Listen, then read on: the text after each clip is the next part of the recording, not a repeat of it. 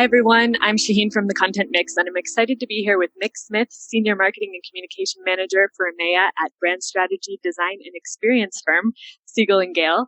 Thanks so much for joining us, Mick. Hi, Shaheen. Thanks. It's great to be here. So where are you joining us from today?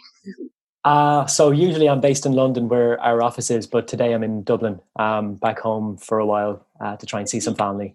Nice. Like many of us working remotely, I can definitely relate to that. I'm also not in my usual city right now. I've been in the south of Spain, even though we're based in Madrid. So the company, though, is actually American, right? Yeah, so our HQ is New York, but we have offices in West Coast in LA and San Francisco, London, Dubai, and Asia as well. Okay, so it's quite a global agency, and Yeah, and so you're in your role, you're responsible for the Europe region. yeah, exactly. I look after EMEA, so I would work really closely with the team in Dubai and with the team in London, but we would look after that whole region between us. Okay, so could you, I guess, take us a bit into your background and how you got to where you are today, and then we can talk a little bit more about your current role. Sure, yeah. So I started really, I was in the creative industries for about 15 years in Dublin. I was a musician for about 10 years back in Dublin, where I suppose that's where I sort of got really interested in messaging and storytelling as a musician. I was a songwriter in the band, and I loved the idea of trying to create a story and try and explain it to an audience in a unique way, and try to communicate it in a unique way. And I suppose that's where I've taken the learning from that into my current role or into marketing.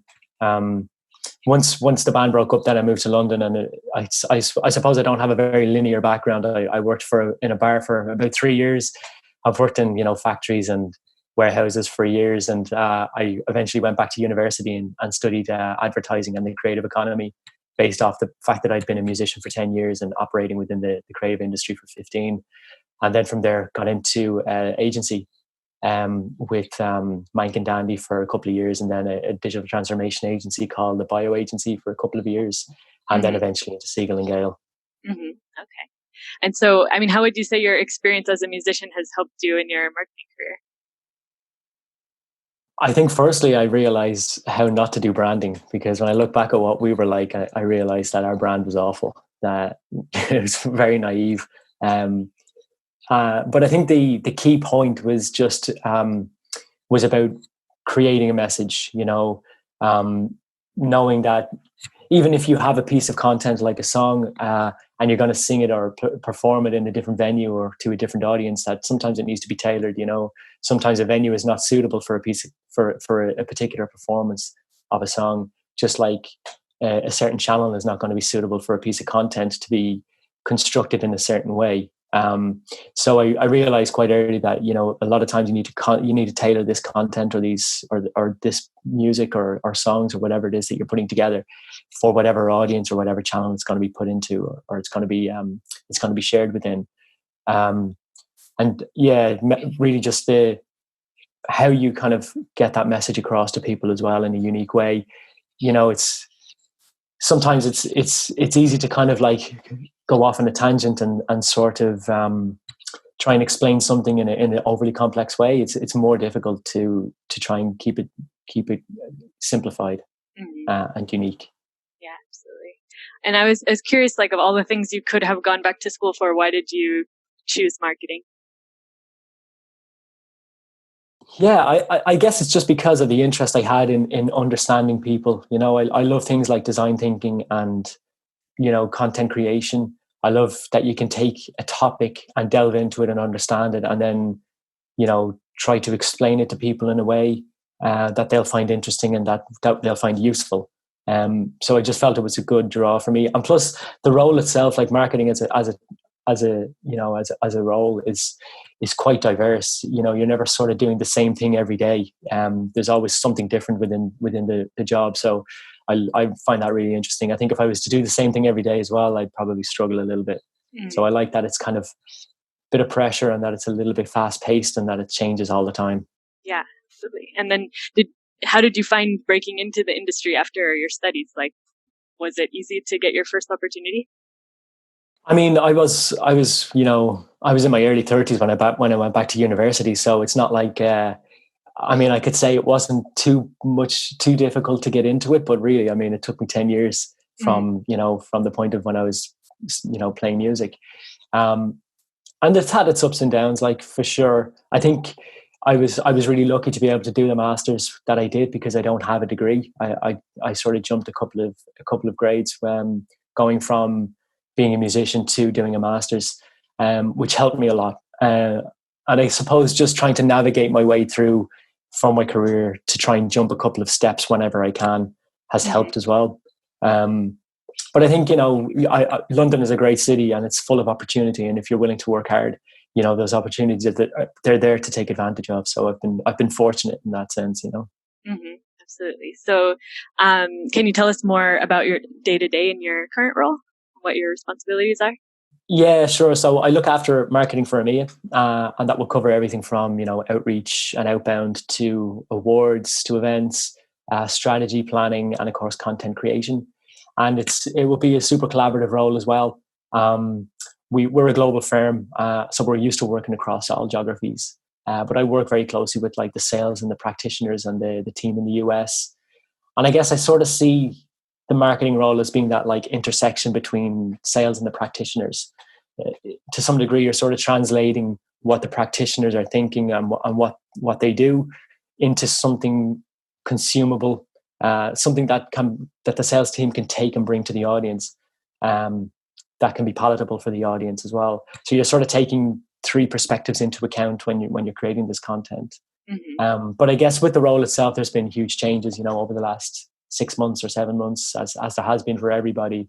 Everything we're doing now at the moment is virtual, and we're facing things like travel bans, across the group of Omnicom, and we've had to pivot our everything that we do in a really rapid time. Our entire strategy had to change very, very quickly from a local and a global perspective. But it's been a big learning curve for us. I mean, there's been a few negatives, of course. You're always going to have negatives in situations like this, but there's been a lot of positives in how we operate as marketers and how we operate as a business, and in making us work better together across all the offices. I mean, as I mentioned, we're global and we have been doing it, but I think we've just gotten better at it. And I feel like I'm a better marketer for how things have been in the last 6 months. And, it's kind of being forced to jump into the deep end and just kind of improve. And I think maybe we've taken a good 2 years worth of skills on in the last 6 months, like probably most people have. So it's a case of trying to make the most of it. But I think one area that we've managed to improve things ourselves is just in our events. It's given us an opportunity to expand our events program, and bringing it virtual means that we're now working across multiple time zones with one panel. And we've had situations where we've had maybe 4 panelists across 4 different time zones out of 5. So I think it makes the conversations richer with people and gives us more diverse perspectives. And when we go to an audience with a piece of content based off these events, then we're offering more unique insights. Yeah. So it must be like the bar must be pretty high for content creation when you're working for a company that specializes in branding. No? I mean, everything you do has to be like great quality, I suppose. Yeah, of course. I mean, has to represent the brand, which is the brand that represents other brands. Yeah. I mean, I think I think for each organization, it depends on their hiring strategy. Our values in Siegel+Gale are smart, nice, and unstoppable, and everybody that the company hires has to possess those values to work there. And I think the key point here is unstoppable. So when you're trying to create a piece of content, you're doing it because you want to make it. You want to make it to the best of your ability. And I think that's key in the people that we have around us. I know with my colleagues, everybody that works in their role, they do it to the level that they want to do it to. They do it to the best of their ability, because that's how they want to operate. So I suppose the pressure probably comes from each other. We put the pressure on ourselves to create something of high level rather than coming from the top. I think it's based upon the fact that we hire people with those values. Yeah, and those high standards across the team. Yeah. So speaking of that, I was wanted to know if you could share any examples of projects or campaigns that you're especially proud of. Yeah, sure. So we have a CMO study that we've done recently. I think is really nice. It's basically a qualitative interview with maybe 15 to 20 senior marketing executives from really big brands, CMOs basically from really big brands like some Microsoft, SAP, NTT was the most recent one. And I think it's really nice. It just gives us like a really unique perspective on the challenges that those people are facing, and gives us a sort of a really clear viewpoint on how we can help people of similar position in similar organizations.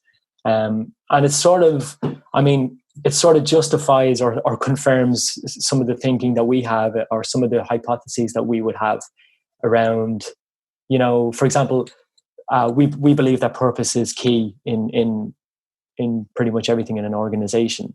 And from our last CMO study, we heard that most people feel that purpose has been central in navigating the complexities and the challenges of COVID-19.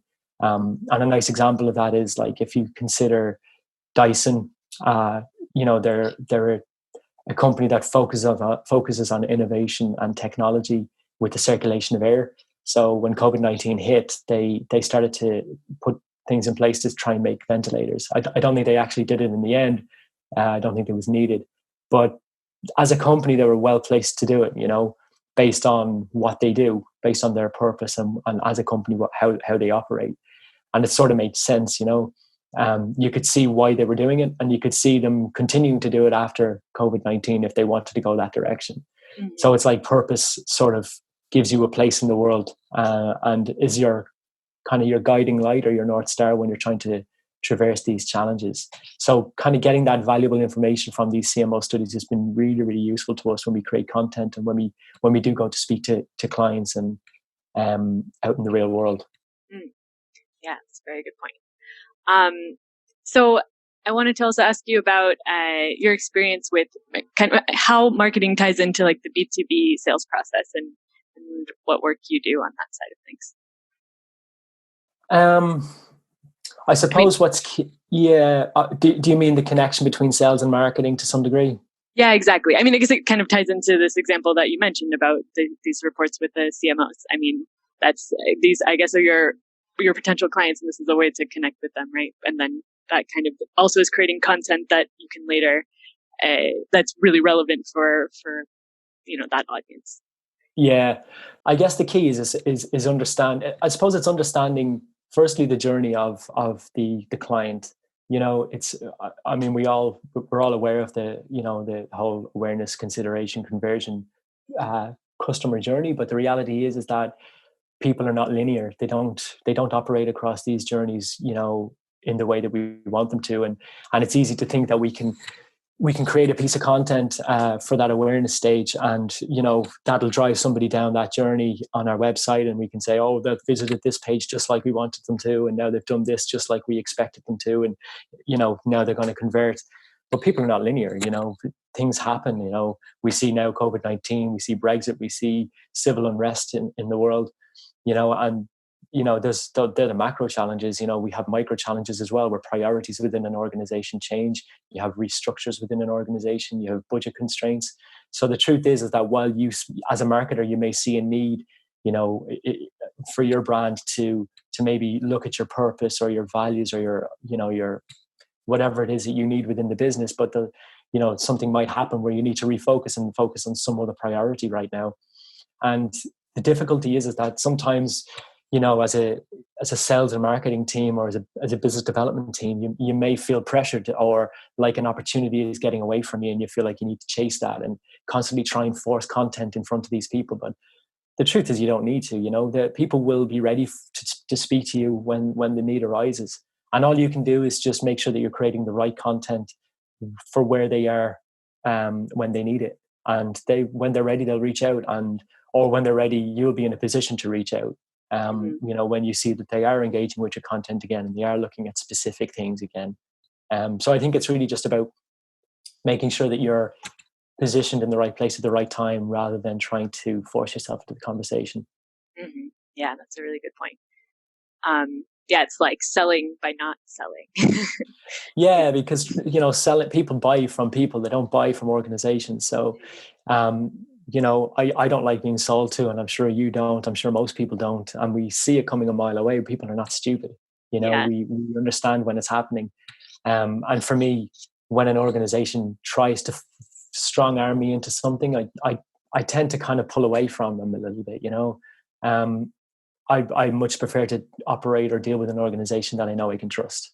Right. And when I feel I can trust somebody, then I'm more open to speaking with them. And I think Absolutely. it's the same both ways. If you can operate in a way that you're just trying to create trust with clients or with readers or with your audience, I think they will resonate. Absolutely. Yeah. So people don't like to feel like they're being sold to. They like to buy things that they feel like they need. Yeah, Right. exactly. Yeah. So we were talking before that as head of, I guess in charge of marketing for EMEA, you work with a lot of different European markets. And I was just curious, what do you find most challenging about working in Europe? I mean, there's lots of positives and negatives about kind of working across, different borders and stuff like that. There's huge amounts of diversity when you work within different regions. You've got different cultures, different languages. There's different social challenges. Working with the Middle East, as somebody from the West could look at the Middle East and think, this region is all the same. It's all very, very similar. But the truth is, if you look at Oman, Saudi Arabia, the UAE, India, these are vastly different regions, vastly different places with different cultures, just like it is in Europe and just like it is in Africa. And I think the challenge there is that you need to be able to tailor your content. You need to have a local understanding, which you can get from your local offices. But you also need that global reach and that experience that you have that you can share across from the different teams and from the different offices. So I think it's about having that micro and macro understanding when you do create a piece of content. So it's going to resonate locally and for somebody that's maybe in a global organization that needs to consider both perspectives. And of course, there's always practical challenges as well. If you consider things like just list building and knowing who's operating in what market, so you can know what kind of content you should be creating for what type of sector, for what type of region. And then even just other things like traveling to places and logistics and getting your content to places for a physical event is challenging. But there's lots of opportunities. There's lots of new business opportunities. If you're in a region where there's vastly different cultures and languages, then there's green pastures to move into, and I think people are open to the effort that you put into. So if you're physically in a place for a couple of days that you're not usually based in, I think when you reach out to people and say, look, I'm here, I'd love to have a chat and maybe show you this white paper that we've created or this bit of thinking around this topic that we've put together. I think people are quite open to it because they know that you've made the effort and they tend to meet you halfway. Mm-hmm. But I think just working with different cultures and such diverse places is really exciting. It's an incredible experience for me, I think. So how old is the company Siegel+Gale, and how long have you guys been operating globally in the European market? Well, EMEA market, I should say. I don't think it's that old, actually. I'm not exactly sure the number or how long we've been working in EMEA, but I know the company itself was founded in '69, so we celebrated our 50th year last year. So it's been around, it's been around for some time. I think it was founded by our founder, Alan Siegel, in the US. So we have a lot of history. We actually designed the NBA logo. That's one of the more famous things that we did. So it's got a bit of heritage and some really quite famous work that we've done, that I think has stood the test of time as well. Wow, awesome. That's a cool fact. So I'd like to move into the recommendations part of the interview. So just ask you a few questions of things you recommend to other content marketers or professionals. So first of all, so what's your favorite app at the moment? Favorite app would be, I think, either Wallapop or Depop.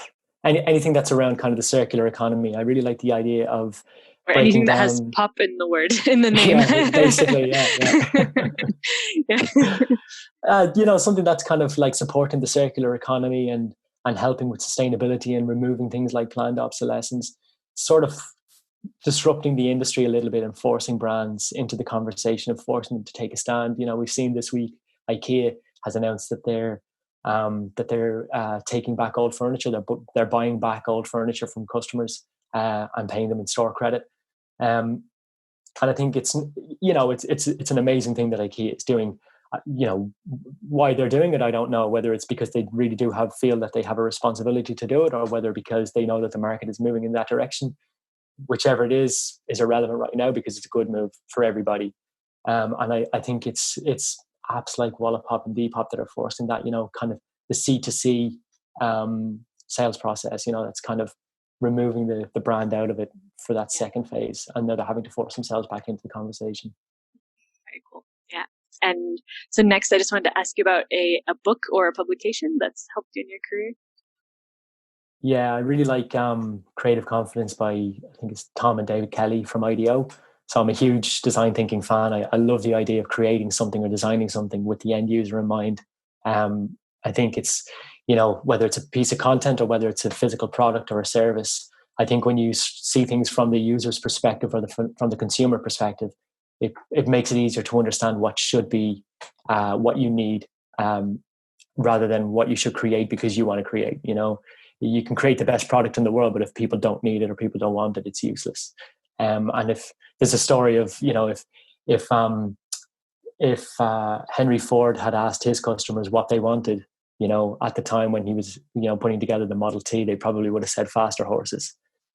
So not every customer really knows what they want, because it's about trying to get into the mindset and trying to understand that, how people operate and what will help a situation, rather than trying to assume things. Mm-hmm. Absolutely. And then finally, I just wanted to ask about a hashtag that you recommend people follow.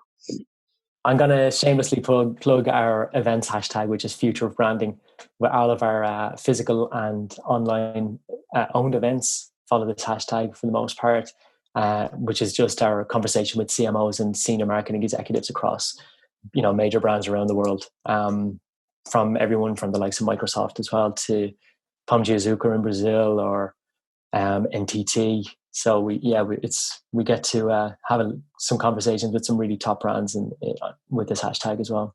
That sounds super relevant for our audience of marketers, so I'm sure people will like checking that out. And then just to finish off, do you have any final parting advice for other content marketers in Europe? Yeah, so I think I would probably think there'd be 5 things that I would focus on. One is simplicity. Keep it simple where you can. Don't overcomplicate things. I think some organizations try to overcomplicate things to try and sound smart, and all it really does is confuse the conversation. And the truth is, simple is difficult, but it's smart. So be simple where you can. Consistency as well. I think sometimes when you're constantly focusing on the same topics and the same messaging, you can sort of lose sight of the wood for the trees. And I think you might think that you're starting to talk about them too much. But the truth is your audience is not hearing it near as much as you are. So I think trust in the fact that you've based your strategy on something that's robust, and stick with it. And I would say focus on what's important as well. Streamline your content in the buckets, and the ones that are most important for you based on the resources that you have. You really don't need a million different content tracks. Even if it's 3 or 4 that you're focusing on, do them well and do them properly, and understand who's your audience and why they need you and who the hero is in the story. Is it the practitioner? Is it the CMO? And just offer value for your audience, and I would have focus on the market that you're operating within. If you're operating within some core sectors, focus on the markets or the locations that those sectors make sense. You don't need to try and cover the entire region. You're just going to make life too difficult for yourself. So have a focal point to grow from.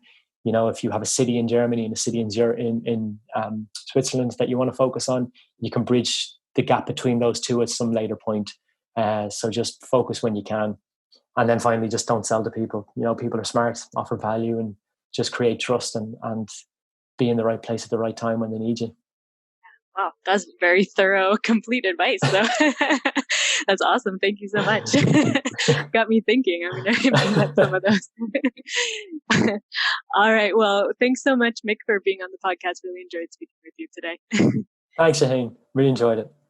And thanks everybody for listening in. For more perspectives on the content marketing industry in Europe, check out thecontentmix.com and keep tuning into the podcast for daily interviews with content experts. See you next time.